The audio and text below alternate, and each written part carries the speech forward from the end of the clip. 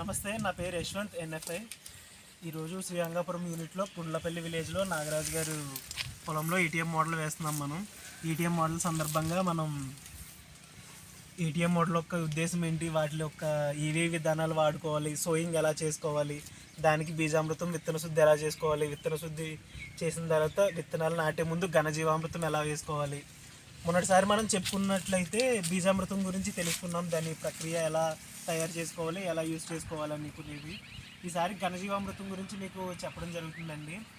ఘనజీవామృతం అనేది మనం విత్తనం వేసుకునే ముందు మనం వేసుకుంటాము. ఘనజీవామృతం యొక్క ఇంపార్టెన్స్ ఏంటంటే విత్తనానికి కావాల్సిన తేమ అందిస్తుంది, అంతేకాకుండా భూమిలో ఉన్న సూక్ష్మజీవులకి ఫుడ్ అనేది అందిస్తుంది.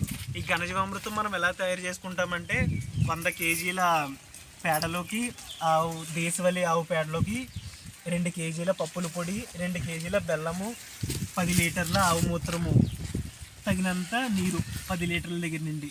ఇందులో మనం బెల్లాన్ని మెత్తగా చెదగొట్టుకుని శనగపిండిని బాగా కలుపుకుని ఆవు మూత్రంలో వేసుకుంటుంది. మనం బాగా మెత్తగా కలుపుకుంటూ ప్రతి పేడలో ప్రతి దానికి అందేలాగా మనం చేసుకుంటాం. ఇలా చేసుకున్న వీటిని పిడకలా కాకుండా ముద్దల్లాగా తయారు చేసుకుని వాటిని 9 రోజులు డైరెక్ట్ సన్లైట్ పడకుండా నీడలో వాటిని ఆరబెట్టుకుంటాం. ఇలా ఆరబెట్టిన వాటిని మనం విత్తనం వేసుకునే ముందు వేసుకుంటాం. అంతేకాకుండా దీన్ని 6 నెలల వరకు మనం స్టోర్ చేసుకోవచ్చు.